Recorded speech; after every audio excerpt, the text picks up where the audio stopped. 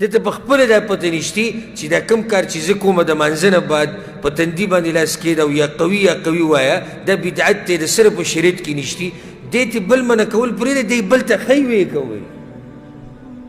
نو ځکه حاجي صاحب ته د افرادو خبرې کوې موږ عامه خبره کوو داسې شی دی دا کوم تبلیغ دی دا کوم دعوت دی چې نه پکې تا حق راښکاره کو او نه دې پکې باطل ثابت کو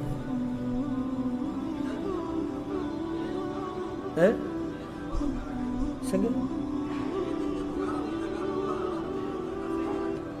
زه ته خپله خبره ختمه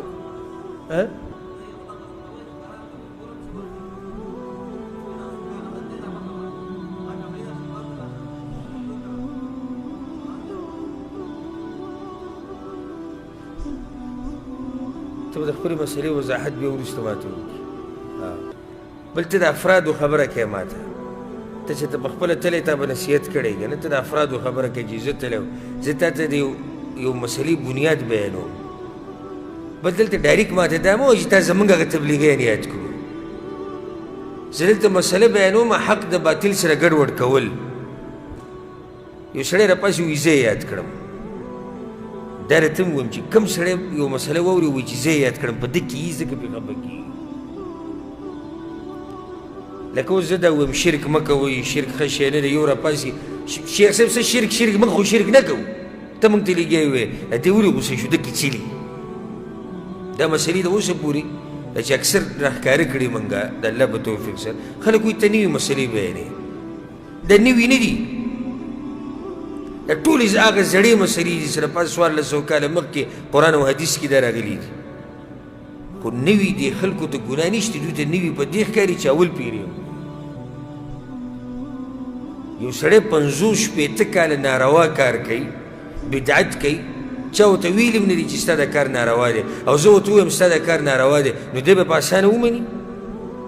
نه یې مني ما سره جنګ هم کوي ما سره لاس هم اچوي ما ته به کنځلې هم کوي ما پسې به بدې ردې هم وایي ما ته به سپکې سپورې هم وایي ځکه چې ده ته په 50 کاله کې چا نه دي ویلي چې ستا دا کار غلط دی هېچا ورته دا نه دي ویلي چې ستا دا کار غلط دی یو سړی لاړ د پلار قبر یې سیمټي کو په هغې له پاسه یې نوم ولیکو او په هغې باندې ګلونه وراچوي مولوي صاحب خو دا پرېږده چې ده ته ووایي چې دا قبر سیمټي کول ناروا دي هغه مولوي صاحب په خپله راځي چې دوا کوي همدقه سیمټي قبر ته ولاړ یې ده سره لاسونه اوچت کړي او ما ورته نن وي چې دا ستا د پلار دا قبر چې تا سیمټي کړی دا ناروا دی دی به په اله اسانه ومني زما سره یو خو قبر د پلار دی دویم په دې باندې فخر کوي دریم شیطان ورته دا کار ښایسته کړی دی څلورم مولوي صاحب ورته په دې 50 کاله کې دا نه دي ویلي چې دا کار ستاسې دی دا ناروا دی موږ د حدیثونو نه دا مسله ثابته کړه چې په جومات کې دننه قبر جوړول څه دي ناروا دي او په هغه جومات کې مونځ نه کېږي چې په کوم جومات کې صحیح قبر خلک حیران پاتې شو څنګه ما ته دنیا ټلیفونونه راغلي نو دا خو زموږ پلانیزو کې جومات دی او په هغې کې مولوي صاحب پروت دی او په هغې کې مولانا پروت دی او بل مفتي پکې پروت دی او څوک وایي دا شي دا به اوس موږ څه کوو او دا تا څنګه وو او دا ولې دي او په دې دلیل څه نو زه دا خلک په یو حصه کې نه ملامته کوم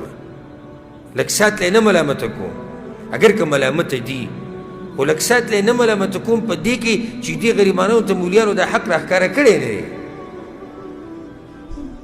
مولوي صاحب راغلی د جمعې خطبه یې کړې ده او بس د جمعې خطبه څه یو څو خبرې دي اول وی تقریر ده او بیا خطبه ده او په خطبه کې ودرېږي او عربي یو دعا به ووایي سورة کوثر به ووایي یا سورة اخلاص به ووایي خبره ختمه شو خلک راووتو جمعې لمونځ شو په هفته کې دغه یو نصیحت ته هغه هم داسې کړی دی څنګه به عوام پوه شي څنګه به دې مسله باندې خلک ورسي نو حق دی او باطل څه دی باطل دی ولله الحمد او علماو له پکار دی چې ښه په نره حق ته حق وایي او باطل ته څه وایي باطل دا نن سبا چې زه تاسو ته دا ډېره د زړه د کومې نه ته دا فایده بیانوم یعنې زموږ چې څومره نقصان شوی دی په دین کې هغه دې خبرې کړې دی چې مولیانو باطل ته باطل نه دی ویلی اکثرو مولیانو چې ویلې دي لږ ویلې دي هغه لږو چې ویلې هغوی سره خلکو ښه دشمنیانې کړي دي اکثرو مولیانو ته او ښه ډېرو مولیانو ته پته ده ښه ډېرو مولیانو ته چې په دې قبر باندې د قبر سر ته ودرېده او خپو ته ودرېده او سورې بقرې اولني ایتونه ووایه اخرني ووایه دا بدعت دی ښه ورته پته ده چې بدعت دی خو ویلی نه شي چې بدعت دی باطل ورته نه شي ویلی یا یریږي یا یې تمه ده او یا نور څه خبرې دي پکې ښه ورته پته ده چې دا زمونږ چې کوم رسمونه رواجونه دي په ودونو کې په غمونو کې دا کوم چې ناروا دي دا ناروا دي ورب الکعبه ښه ورته پته خو نه شي ویلی چې دا باطل دی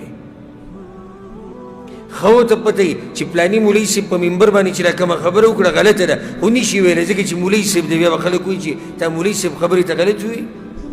دومره غټ پټکي والا غلطه خبره وکړه دومره غټ سړي غلطه خبره وکړه دا دومره چې مشهور دی دی غلط لګیا دی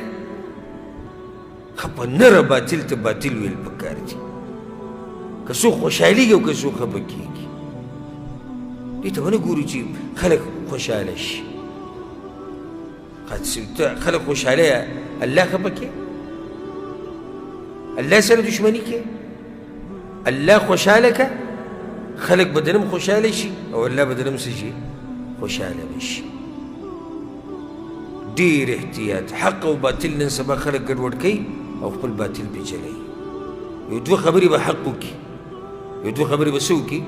حق به وکړي لکه بیان به روان کړي په زور او شور سره به وایي منګه وایي صرف قرآن او حدیث باندې وایي قرآن او حدیث زموږ منهج دي او بیا به د بزرګانو په قصو باندې سټارټ شي پلانی کتاب کې راغلی دي پلانی علیه الرحمه به وي پلانی رحمت الله علیه دي سی وي پلانی ولی الله دي سی وي او پلانی بزرګ دا وي او پلانی صوفي دا وي او موږ ګوره قرآن او حدیث منو اطیعوا الله واطیعوا الرسول او بیا بزرګانو په کتاب کې دا ګوره